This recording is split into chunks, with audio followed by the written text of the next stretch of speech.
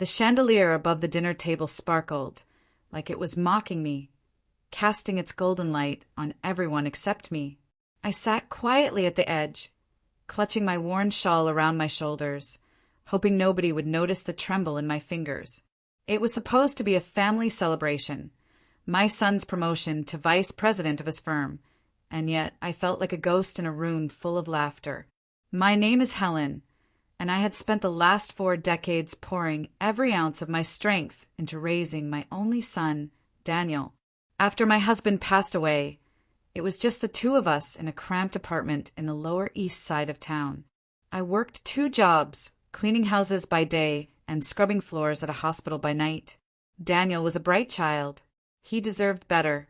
So I gave up everything to make sure he had a shot at the kind of life I could only dream of. And he made it. He climbed higher than I ever imagined. He bought a house in a gated community, married a woman named Monica, and now sat at the head of a long oak table in a home that looked like it belonged to royalty. I should have felt proud, but instead I felt invisible. The moment I entered the room, Monica's sharp eyes narrowed. She had never liked me. She thought I was beneath their status. Once, she even suggested that I shouldn't attend their anniversary party because it was more of a formal gathering. Tonight was no different. I had worn my best clothes, an old but clean cream blouse and a brown wool skirt I had stitched myself years ago. Monica stood in a sleek navy gown, her hair pinned back like she was hosting a gala instead of a family dinner. Every time she looked at me, her lip curled slightly, like I carried some invisible dirt. I tried to ignore it. I just wanted to be there, to smile at my son, to be part of his joy. I even brought a small gift, a framed photograph of him as a child, standing proudly in front of his elementary school, holding the lunchbox I bought him for my first paycheck. It wasn't expensive, but it was wrapped with care. I left it on the sideboard, quietly, thinking he might smile when he saw it. Dinner was served. Platters of roasted duck, garlic mashed potatoes, and truffle pasta filled the table. Monica's parents sat beside her, all diamond rings and designer watches, discussing real estate and wine as if they were stock traders. Daniel tried to include me in the conversation, asking if I remembered when he used to steal spoonfuls of mashed potatoes from the kitchen before dinner. I laughed softly, my heart swelling just a little. That brief warmth didn't last long. Monica's expression hardened when she saw me reaching for the breadbasket. Her voice cut through the room like glass shattering. "Excuse me, could someone please tell me why the help is seated at the main table?" Her words echoed, shocking the room into silence. I froze. Was she talking about me? Daniel blinked. "Monica, that's my mother." She tilted her head with exaggerated confusion. "Oh, I couldn't tell. With that outfit, I thought she'd wandered in from the back door. I mean, really, Daniel, this is an important dinner. We can't have charity cases at the table." My heart thudded, so loud I thought it would burst out of my chest. Monica turned toward one of the uniformed security guards, standing discreetly in the hallway, and gestured. "Get this pauper away from the table," she said coldly, sipping her wine like she'd just ordered a table to be cleared. The guard hesitated. Daniel stared, his face caught between shock and shame. My hands shook. I could see other guests shifting uncomfortably in their seats, but no one said anything. No one stopped her. I stood up slowly, tears threatening to fall, but I swallowed them. Not here. Not in front of her. I gave Daniel one last look, hoping he would stand up, defend me, say something. But he didn't. His eyes were fixed on his plate. So I walked away. As I reached the door, I turned back for a moment. The chandelier still sparkled, casting its golden light on the people at the table. I had once dreamt of sitting beneath such a light, surrounded by the family I raised with love and sacrifice. Instead, I walked out like a shadow, forgotten. I didn't cry in the hallway. I didn't cry outside the gate either. Not even when the cold air slapped my cheeks or when my feet ached from walking in those worn shoes that had seen far better days. But when I reached the old bus stop at the corner of Willow and Ninth, The tears finally came, not loud or dramatic, just quiet ones that fell one by one like a leaking faucet I couldn't fix. I sat there with my hands folded tightly, my body stiff with shame, as the reality of what just happened replayed in my mind. I wasn't humiliated because a stranger had said those things. I was humiliated because my own son had let it happen. Daniel, the boy who used to cry when I scraped my knee, who made me promise I'd never leave him, who once told his classmates, "My mom is my hero." Where did that little boy go? I returned to my tiny apartment that night, 2 rooms, leaky roof, and the smell of old memories in every corner. I didn't touch the tea I had left in the thermos. I didn't change out of my clothes. I just sat at the edge of my bed, still holding the shawl I had clutched during dinner. Monica's words kept ringing in my head. Get this pauper away from the table. A part of me wanted to scream. Another part wanted to forget the whole evening ever happened. The next morning, I forced myself to go about my day. I had a small part-time job cleaning at a nearby daycare. The kids there were sweet. They'd run around me, giggling, showing me their drawings, sometimes even hugging me with peanut-buttered hands. It was messy work, but it made me feel human. Still, inside me, something had cracked. I didn't tell anyone what happened. Not even Nora, my neighbor, and only real friend in the building. She was in her 60s, feisty, and ran on caffeine and gossip. She always said I was too soft for this world. That evening, though, she noticed. "You look like someone stepped on your soul," she said, handing me a cup of her strong chai. I shrugged. "Just tired." She sat next to me, narrowing her eyes. "Tired of being treated like trash by people you love?" My silence gave me away. "Oh, no," she said, setting down her cup. "Don't tell me it was him. That fancy son of yours." I still didn't say anything. "You gave him everything, Helen," she whispered, her voice turning soft. "You could have remarried, lived your life, but you sacrificed all of it for him. And this is how he repays you." Her words cut deep, not because they were harsh, but because they were true. Nora wasn't one to let things go. The next few days, she came by often, bringing warm food, telling ridiculous stories, and trying to cheer me up. "You're not invisible," she said once. "You're just surrounded by blind people." But even with her kindness, the ache remained. I wanted closure, not revenge, not drama. Just a moment where Daniel would look me in the eye and remember who I was, what I did, and maybe, just maybe, feel something. That chance came sooner than I expected. 1 week later, I received a call from Evelyn, Daniel's assistant. Her voice was polite but stiff. "Mrs. Helen? Mr. Daniel asked if you could attend his award ceremony this Friday. He's being recognized as Executive of the Year. There's a dinner afterwards. Formal, of course." I paused. I didn't want to go, but something inside me said I had to. Not for Daniel, for myself. Friday came. I wore the same blouse and skirt because I had nothing else, but I made sure they were clean, ironed, and smelling of lavender. Nora offered to do my hair, and for once I let her. She twisted it into a neat bun and even added a small pearl pin she had saved from her wedding. I looked at myself in the mirror and smiled, even if it felt hollow. The venue was grand, glass doors, velvet carpets, and people who walked like they owned the world. Evelyn met me at the entrance and led me to a reserved table near the front. Monica was there, wearing red this time, eyes scanning me like a metal detector looking for flaws. Daniel was surrounded by executives laughing, holding a champagne flute like it was an extension of his arm. He didn't see me at first, but when he did, he froze. I could tell he wasn't expecting me to show up. He walked over with a half smile. "Mom, you came." I nodded. "You invited me." He cleared his throat, avoiding my eyes. "Listen, about the dinner last week." I waited. He didn't finish. Monica walked up behind him, looping her arm through his. "I see you brought your guest." I said nothing, just looked her in the eye. Calm, unmoving. The host called for attention. It was time for Daniel's award speech.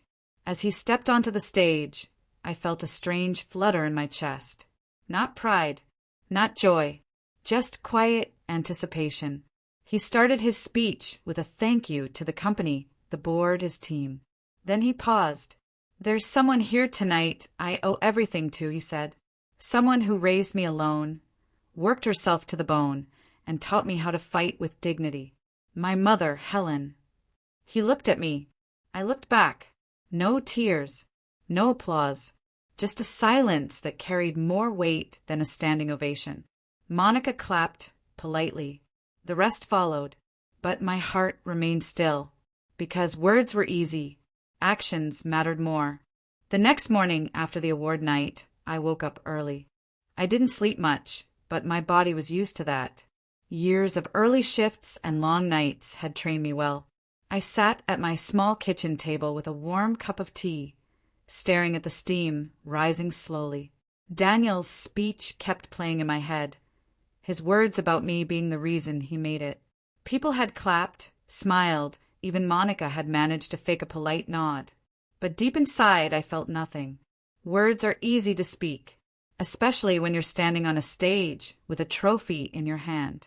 I hadn't forgotten how just a week earlier, the same man who called me a hero now sat silently while his wife told security to remove me from their table. One nice sentence in front of strangers didn't undo that moment.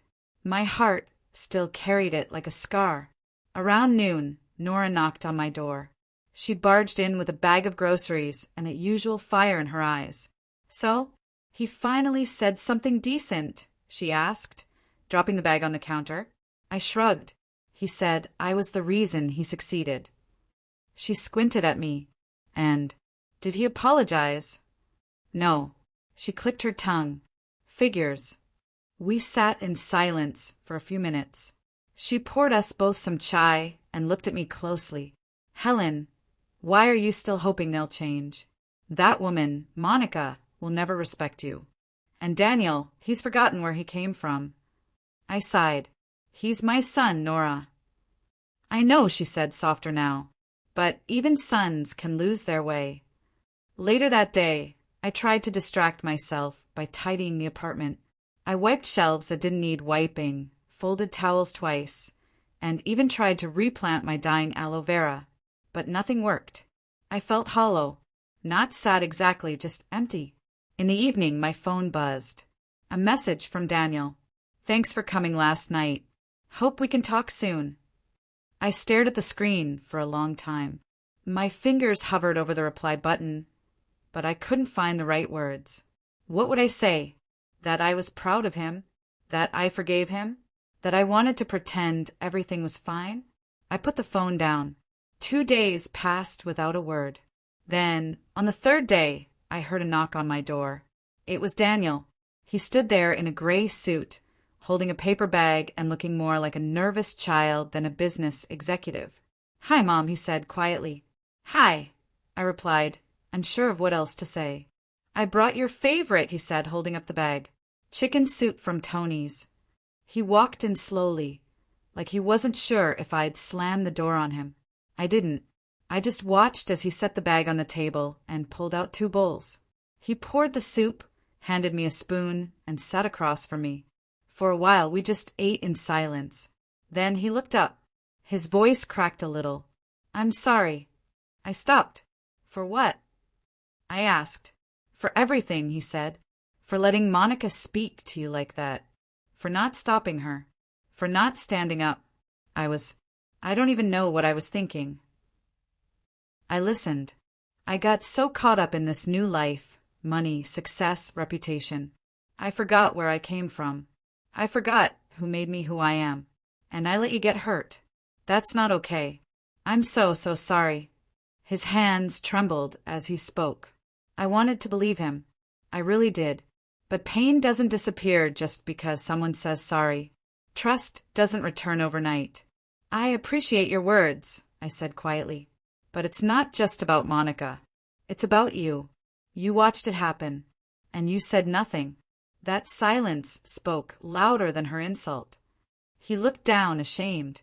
"I don't expect things to go back to how they were," I continued. But if you really want to make things right, it has to be more than a speech or a bowl of soup.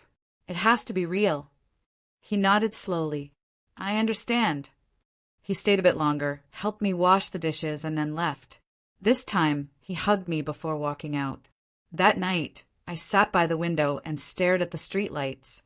I didn't know what would happen next. Would Daniel change? Would Monica continue to look at me like I didn't belong? I didn't have the answers. But for the first time in weeks, I felt a small, gentle peace inside me. Not because everything was fixed, but because I had finally spoken my truth, and he had listened. Sometimes that's where healing begins. 2 quiet weeks drifted by. I kept busy at the daycare, wiping tiny noses and tying tiny shoelaces, but my mind wandered. Daniel texted every few days. Little check-ins, simple, "How are you?" messages, but I answered with short replies. I needed to see any real change, not just polite words on a screen. Then, on a rainy Thursday afternoon, he called. "Mom, can you come for dinner Saturday? Just you and me." "I've arranged everything," he said, voice shaky. "Will Monica be there?" I asked. "Yes," he admitted, "but I promise this time will be different." I hesitated, thumb pressed against the phone. The memory of that first dinner still burned, but something inside urged me to give him a chance. "All right," I said at last. "I'll come." Saturday evening, I walked up the stone path to their house. The lights inside glowed warm against the misty air. A young valet opened the door, greeted me by name, and took my shawl with surprising courtesy. The entry smelled of vanilla candles, not the sharp cologne Monica usually favored. My heart thudded. I followed the soft piano music into the dining room. Daniel stood when he saw me.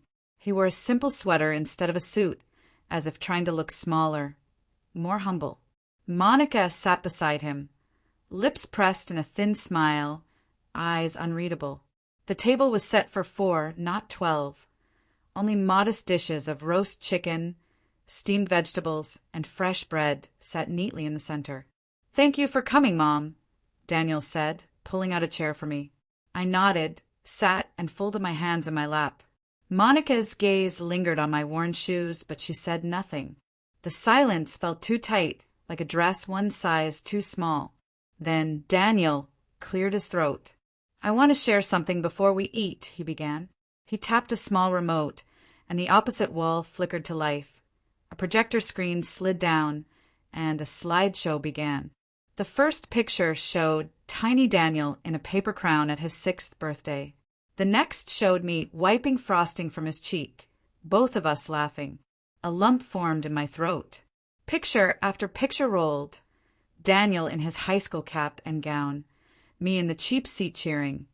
Daniel's first apartment, Daniel's first promotion. And woven between them were shots of me mopping hospital floors, carrying grocery bags twice my size, sleeping in a train seat after a night shift. Each image carried a caption in simple white letters. Because she never quit. Because she believed. Because her love built my future. I felt my eyes sting. I heard Monica breathe in sharply. Maybe she was startled to see where her husband had come from. Daniel spoke softly over the final slide, which showed me holding him as an infant, the city skyline behind us.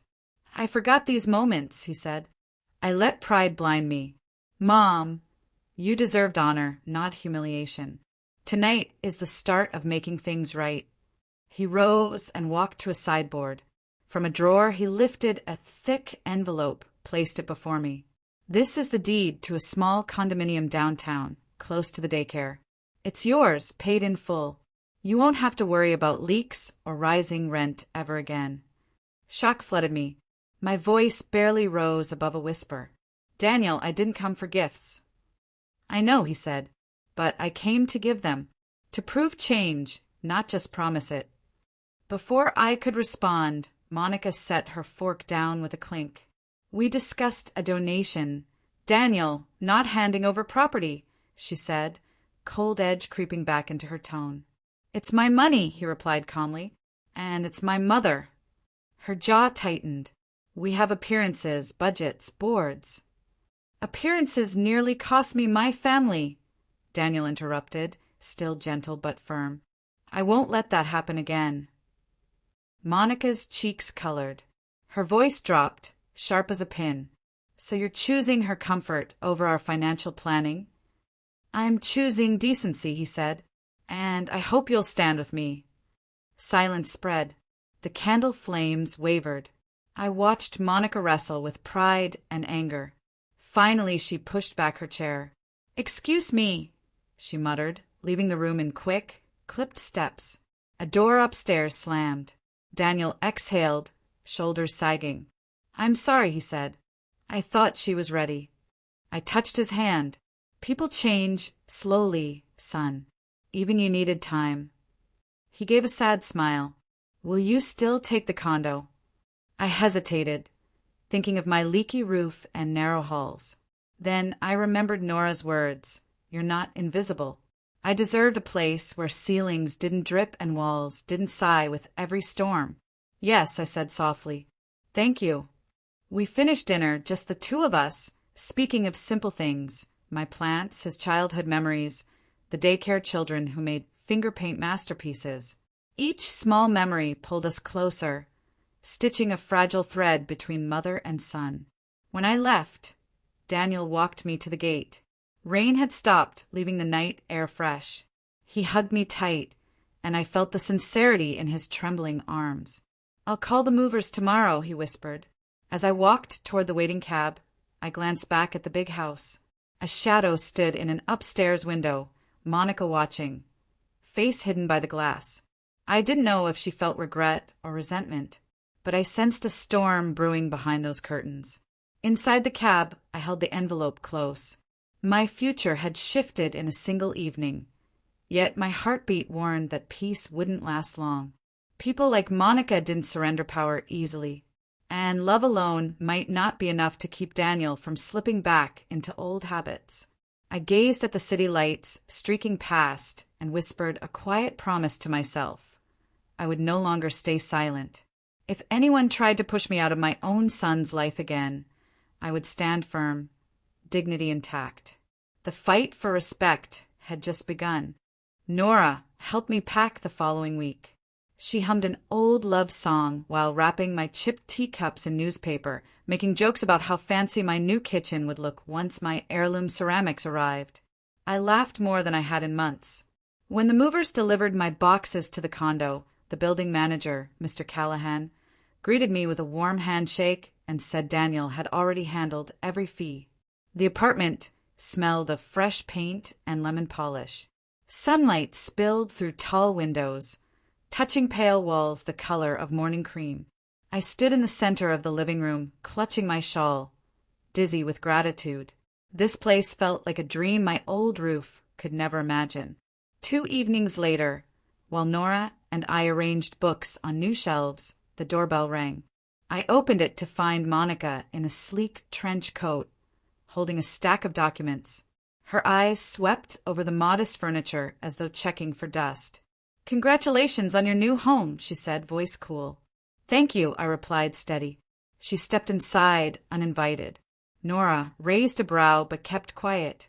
Monica laid the papers on my dining table. "I brought the transfer forms," she said. "We need your signature confirming receipt, liability, insurance, routine paperwork." I glanced at the legal jargon, unsure. Daniel didn't mention extra papers. "He's busy," she said quickly. "I'm helping." Nora cleared her throat. "Mind if I read those before she signs?" Monica's smile stiffened. "Of course. Take your time." Nora scanned the pages, lips moving. After a minute, her head jerked up. "This isn't routine. Clause 18 says if maintenance fees lapse, ownership reverts to the prior holder. And guess who remains sole arbiter of those fees?" Nora tapped Monica's name, typed neatly in bold. "You plan to charge fees until she defaulted." Monica's cheeks flushed. "It's a safety measure." "It's a trap," Nora shot back. My heart pounded. I looked Monica in the eye. "Why do this?" She faced me, voice low. Because you're tearing my life apart. Daniel is changing everything for you. Donations, new budgets, even selling shares to cover that condo. You're costing us. I never asked for money, I said. I wanted respect. Well, respect doesn't pay mortgages, she snapped. I inhaled slowly. Then maybe you should ask yourself why a little respect feels so expensive. Her jaw clenched. She snatched the documents, stuffed them back into her bag, and strode out without another word. The door clicked shut like the end of a warning. Nora exhaled. That woman's ice could freeze the sun. I sank onto the couch, hands trembling. She won't give up. Neither will we, Nora said, patting my shoulder. You're not alone. The next day, Daniel visited after work. He spotted a single yellow envelope Monica had left behind on a chair. He opened it and read the clause. His face drained. Mom, I'm so sorry. I studied him. Your wife tried to steal my home, Daniel. What are you going to do? He swallowed hard. More than words this time. He walked to the window, eyes stormy with thought. I made a mistake letting money speak louder than love. I won't repeat it. That night Daniel confronted Monica. I wasn't there, but later he told me how it unfolded. He entered their bedroom where she stood brushing her hair and laid the papers on the dresser. I saw what you drafted, he said. She met his gaze in the mirror. I protected our assets. You tried to evict my mother. She's draining you, Monica said, voice tight. First a condo, then who knows? He shook his head. The condo is a thank you, and it isn't draining me, but your spite might. She spun toward him. Are you threatening me? I'm choosing my values, he replied. And if we can't agree on basic decency, we need help counseling something. Because I won't live in a house where greed rules. Monica's eyes flashed, but she said nothing. Daniel walked out, leaving the papers behind like discarded armor. 2 days later, Monica showed up at my condo again. This time with no documents, no trench coat, only swollen eyes and a trembling voice. May I come in? She asked. I let her. She perched on the edge of the sofa, twisting her wedding ring. I grew up with nothing, she began, surprising me. My parents clawed their way into wealth and drilled one lesson into me. Hold on to what you have or you'll lose it. When Daniel started giving things away, I panicked. I listened, silent. She wiped a tear. I was wrong. I hurt you. I hurt him. I don't expect forgiveness overnight, but I want to try. Her apology felt raw, unpolished. Not staged, but I had learned caution. Trying means action, I said quietly. No more tricks. No more insults. Respect isn't a favor, it's the minimum. She nodded, eyes down. I understand. Nora, who had stepped in from the kitchen, watched like a hawk. After Monica left, she asked, Do you believe her? I believe fear makes people foolish, I said. Maybe now she's brave enough to change. We'll see. Over the next week, Daniel arranged a meeting with a counselor for them and invited me to join a session later, to speak openly. I agreed. If we were to heal, we had to confront everything, not hide behind polite dinners. The night before that session, I sat on my new balcony. City lights shimmered, and a cool breeze carried the distant hum of traffic. I opened the deed Daniel had mailed again. This time I noticed a second document beneath it, a trust certificate naming me beneficiary of 10% of his company shares. My breath caught. With those shares, I wasn't just secure. I held a voice in Daniel's future, a quiet power Monica hadn't seen. I smiled, folding the papers carefully.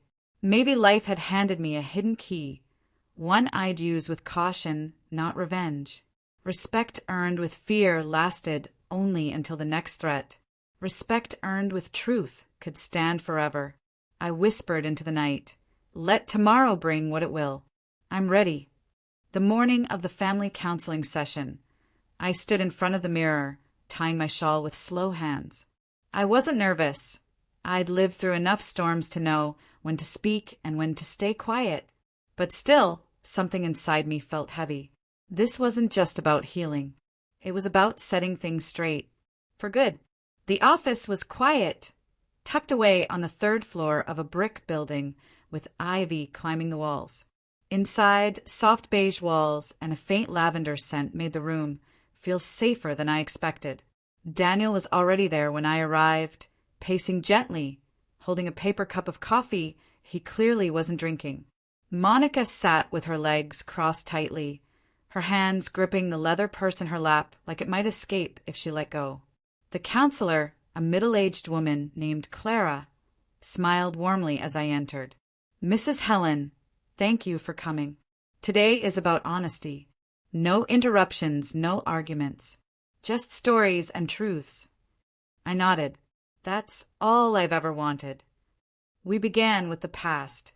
Daniel talked about childhood, about how he remembered me sleeping on the floor beside his sickbed when he had the flu, about my cracked hands making his lunches during winters when we couldn't afford heat. He cried when he said it. Monica looked at him like she was seeing someone she hadn't met before. Then Clara asked me how I felt during the dinner party. I didn't dramatize it. I just spoke the truth. I walked into that room wanting to be part of my son's joy. I left feeling like a burden no one wanted. That pain stays. You can't wash it away with a gift or a thank you speech. You mend it by never letting it happen again. Monica's eyes shimmered. I didn't think about what it would do to you. I was thinking about how you'd look to my family, to our guests. I thought you'd embarrass us, but I embarrassed myself instead. Clara nodded gently. Why do you think you felt that way, Monica? She looked down. My mother spent her life chasing status. She told me poor people drag you down, that you can only go up if you surround yourself with people who've already arrived. Her voice cracked. I didn't realize I was becoming her. There was silence, a soft, thoughtful silence. Daniel reached out and took her hand, carefully, like he didn't want to break whatever fragile truth was blooming. I love you, he told her, but I won't live in a world where my mother has to prove she deserves to eat at my table. Monica nodded, wiping her eyes. I don't want that either. That session was a turning point. Not a miracle, not a magic fix, but the start of something honest. Daniel and Monica began attending sessions every week. I came to a few when invited, but mostly I watched from a distance. Slowly, small things changed. Monica started calling, not just Daniel, but me. She invited me for coffee one Sunday and actually listened when I talked about my job at the daycare. She brought a book for the children the following week. At Daniel's company gala, she introduced me to investors as the woman who raised a CEO with nothing but strength and soup. It was meant to be funny, but I could hear the respect beneath it. People laughed. I smiled, and for the first time it felt real. Then, something unexpected happened. Daniel called one afternoon, his voice unusually excited. "Mom, I want you to meet someone important at our next board meeting." I blinked. Board meeting? Why would I be there? "You're a shareholder now," he said, "and I need your vote on something." The meeting was in a tall glass tower downtown. I wore my best again. Simple, clean, but this time with quiet confidence. Daniel met me in the lobby, hugged me, and led me into a room filled with suits and laptops. One wall was made entirely of windows. The city glowed outside like a living painting. As the meeting began, Daniel stood and made a surprising announcement. "I want to propose a new company fund," he said. "A scholarship named after my mother for single working parents trying to build a better life." There was a pause. A few heads turned toward me, then nods, then claps. He looked at me, eyes shining. "This is how I repay a debt I could never afford, by helping others like her." That night, after the meeting, I sat in a corner of the office, sipping warm tea, while Daniel wrapped up with staff. Monica came to me with something in her hands, a leather photo album. "I found these in our storage room," she said. "I thought they belonged to you." I opened it. Pictures of Daniel as a baby, me feeding him with one hand while holding him up in the other. A picture of us dancing in the kitchen, barefoot on a tiled floor that needed fixing. I didn't even know these pictures still existed. Tears welled up in my eyes. Monica didn't try to explain. She just placed a gentle hand on my shoulder and said, "Thank you for raising the man I married." Sometimes the road to healing isn't paved in big changes, but in little moments of truth. In saying sorry, in choosing kindness, in handing over an old photo with both hands. I didn't forgive her all at once, but I started to believe she meant it. The weeks that followed felt like sunrise after a long winter night, but even dawn brings new shadows. One clear Monday, Daniel called me, sounding shaken. "Mom, the board loves the scholarship in theory, but the finance committee wants to cut something else to fund it. They're pushing to reduce staff childcare subsidies. That would hurt dozens of young parents, the very people we're trying to help." His voice cracked. "They meet again Friday. I might lose the vote." I sat on my sofa, fingers wrapped around a lukewarm mug, and felt a familiar fire flicker in my chest. "Then we'll give them a reason they can't ignore," I said. "You once told me numbers speak. Let's show them better numbers." For 3 nights, Daniel and I pored over reports at my kitchen table. Nora cooked noodles and kept the tea flowing while we highlighted columns and scribbled notes. We found waste in a glossy marketing campaign no one tracked, found duplicate executive travel budgets, found a storage lease for furniture no one remembered. Each cut was small alone, but together they matched the scholarship funds twice over and left childcare untouched. On Thursday evening, as rain tapped the windows like impatient fingers, Monica surprised us by arriving with her laptop. "Mind if I help?" she asked. Her posture was hesitant, but her eyes held steady. Nora arched an eyebrow, but slid a chair toward her. Monica dove in, calling an old college friend in tax law, confirming figures, offering ideas. At midnight, she closed the final spreadsheet, rubbed her temples, and whispered, "Your mother's right, Daniel. The money is there. The will just has to be louder." Friday morning, I walked into the boardroom beside Daniel, my shawl hanging neat and clean over my shoulders. One director whispered that shareholders seldom attended committee debates. Another frowned at my plain attire. I kept walking. The finance chair, Mr. Lawson, cleared his throat. "We appreciate the idealism of this scholarship, Mr. Foster, but reallocating funds means sacrifice. Cutting marketing hurts growth. Trimming perks risks executive retention." His eyes slid over to me like I was an unwanted footnote. "We can't keep everyone happy."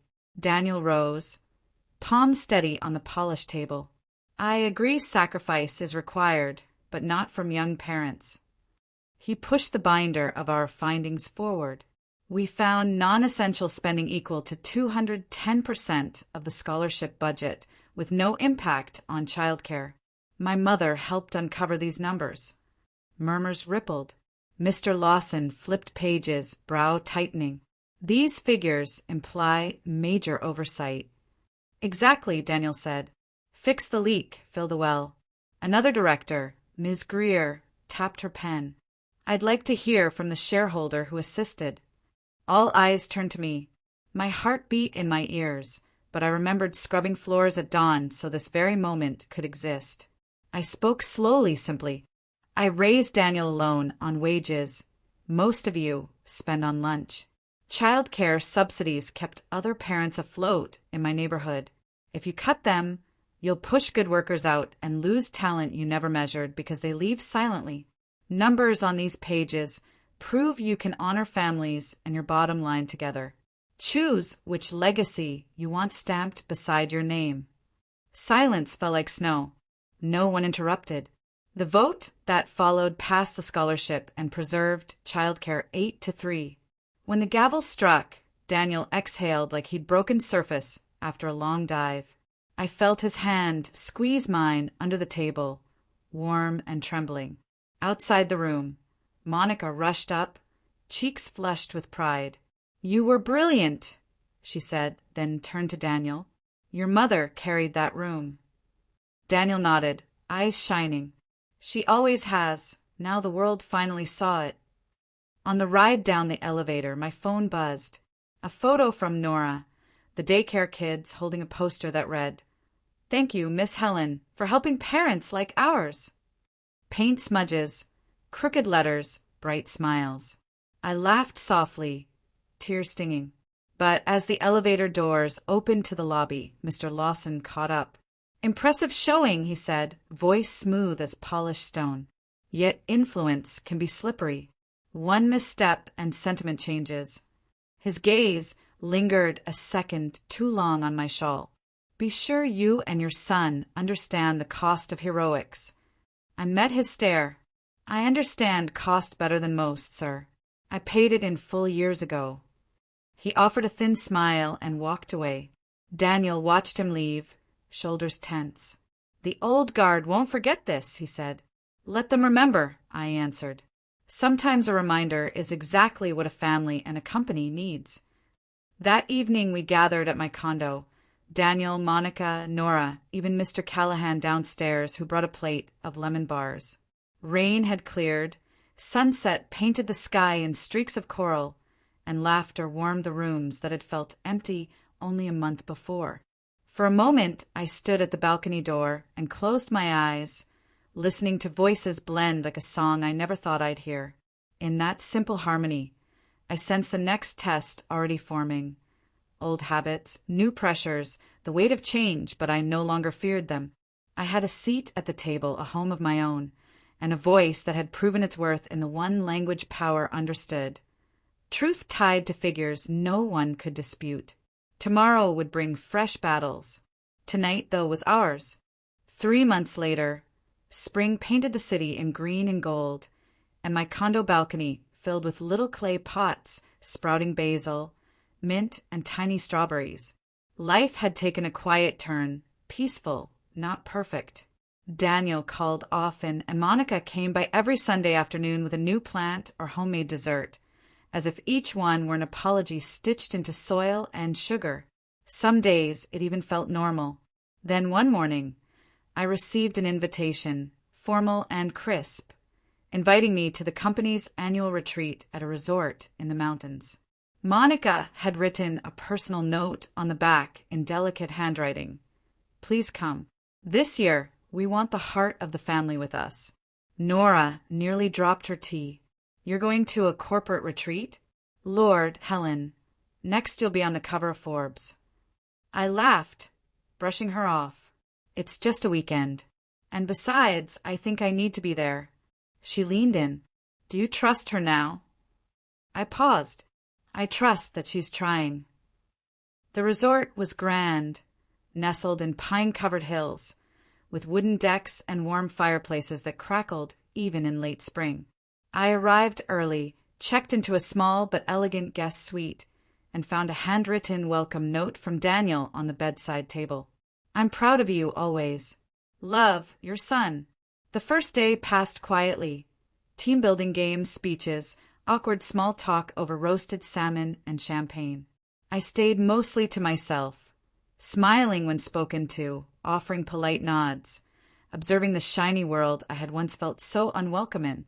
But on the second evening, during the formal dinner, it happened again. I walked into the grand dining hall wearing a soft navy sweater and long beige skirt. Nothing fancy, but neat and comfortable. As I moved toward my assigned seat, I heard whispers. 2 wives of senior partners were leaning in close, just loud enough. "She's the mother, right? The one who worked at a daycare." "I thought she was the cleaning staff last year." Their laughter was low but sharp. I stopped mid-step. My chest tightened, not from shame, but from something else, something firmer, stronger.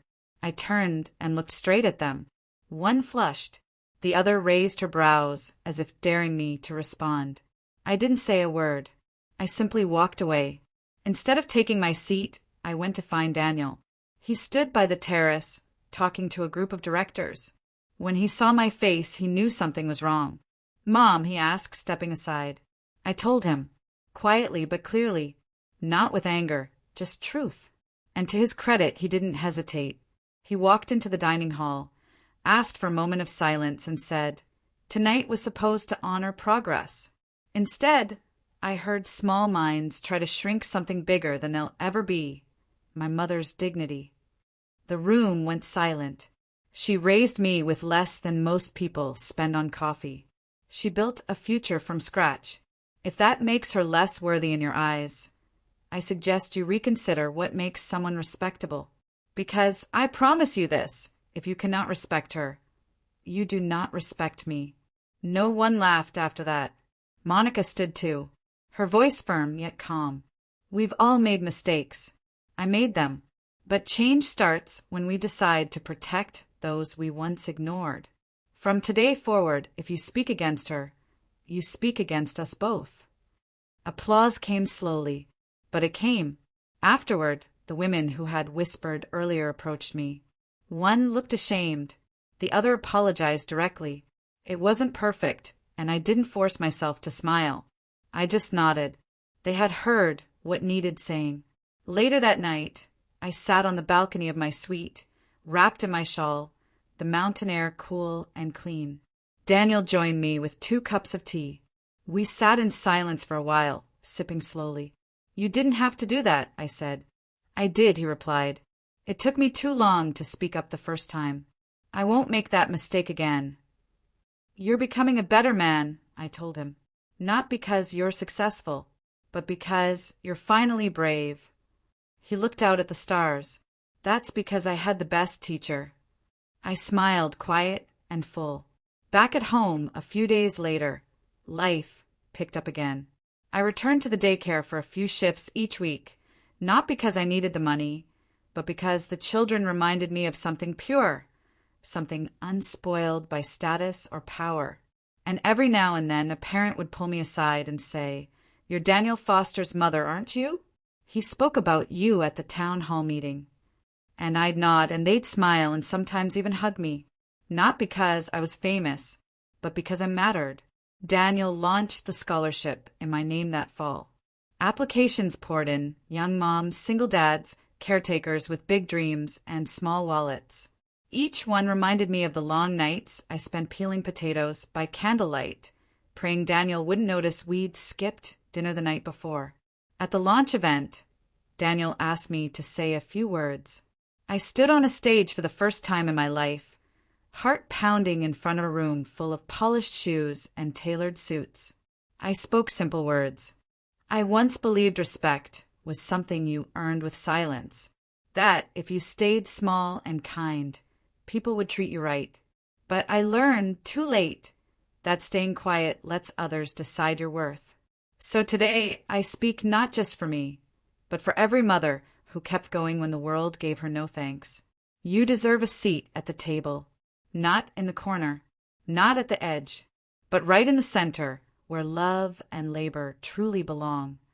No applause thundered. Instead, a stillness fell that felt heavier than any sound. And then one by one people stood, not just for the speech, but for the journey. Fall deepened, and with it came shorter days and longer shadows. My new condo stayed warm, both in temperature and spirit. Daniel visited often, sometimes bringing soup, sometimes just himself. Monica, to my surprise, came too, less like a visitor, more like someone finally trying to belong. We weren't best friends, but we were something closer to peaceful, and sometimes that's more than enough.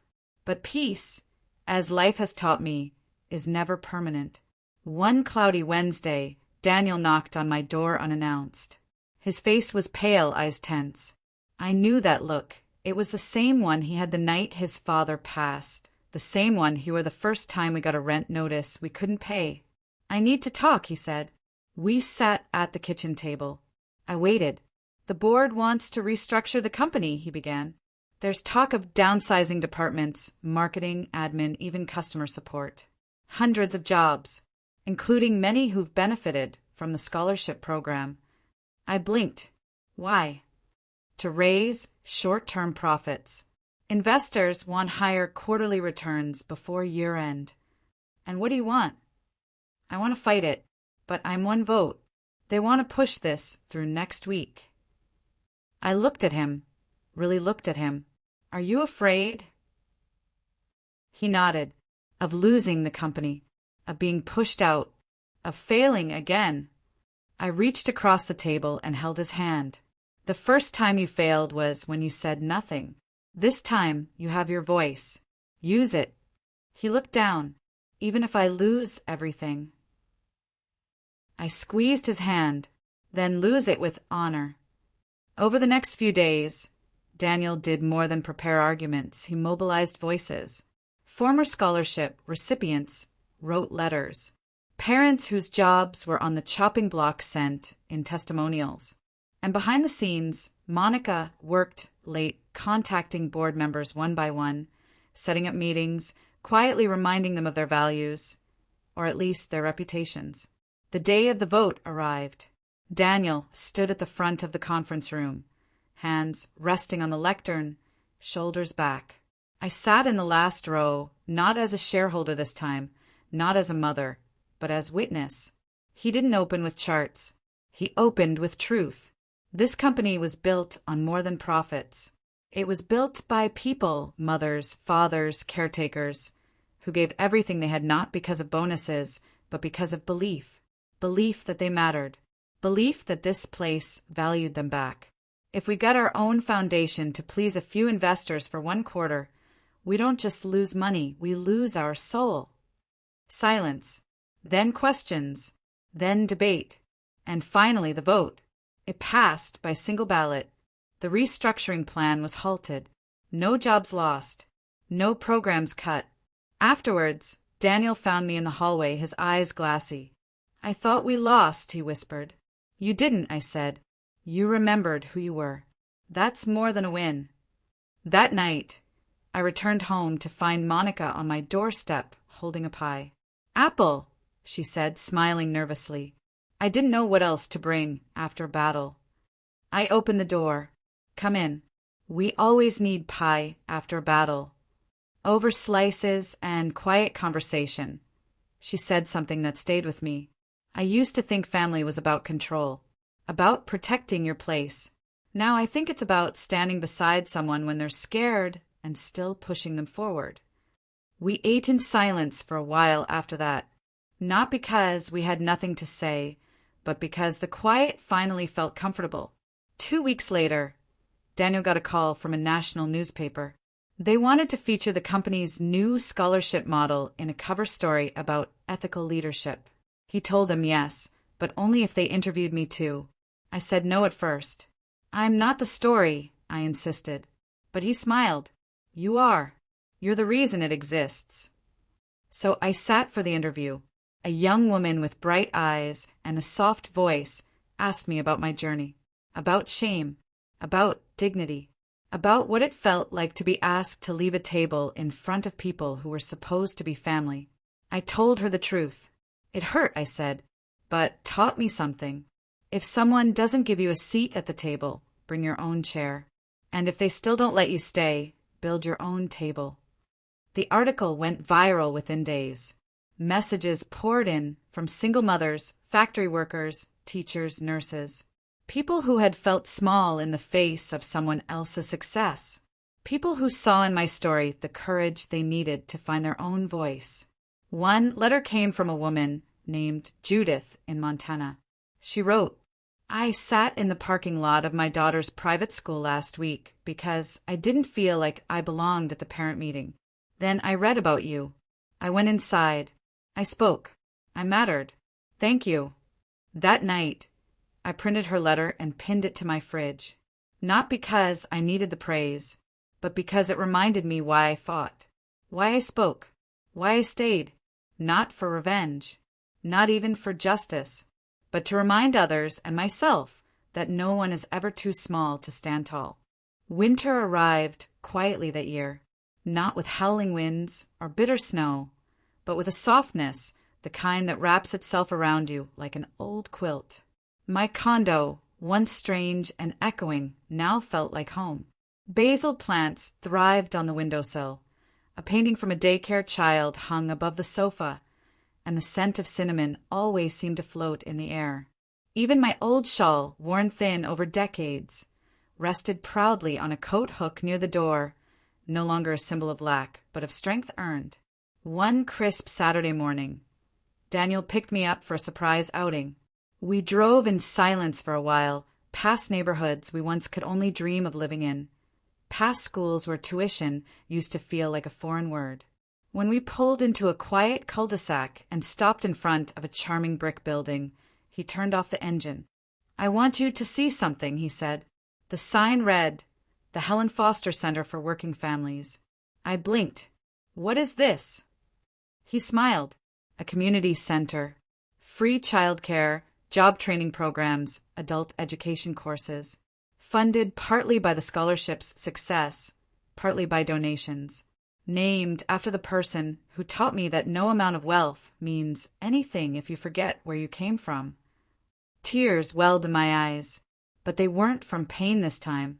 They were full of joy, of pride, of deep, hard-earned peace. "I don't deserve all this," I whispered. Daniel shook his head gently. "No, Mom. You deserve this and more. You gave everything, expecting nothing. It's time the world gave back."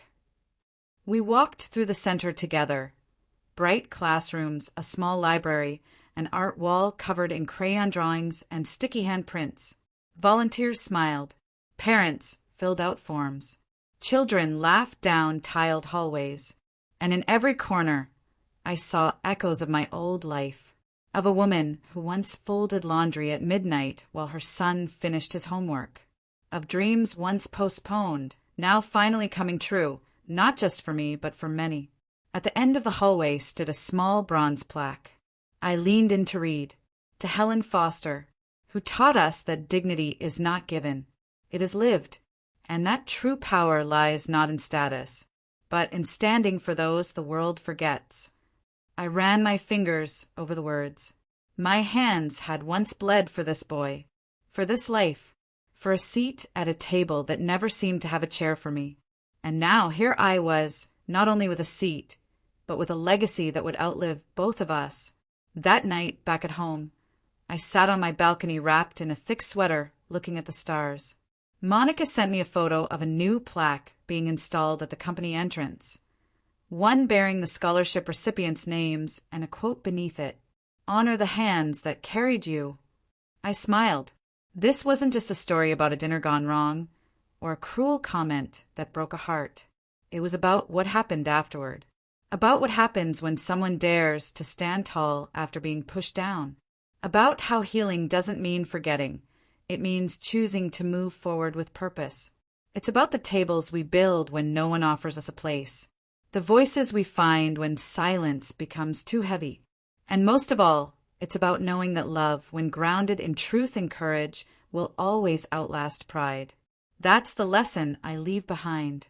No matter who tries to shut you out, you belong. You've always belonged. Now speak, stand, and make them remember it. And maybe, just maybe, someone else will find their strength in the echo of your voice.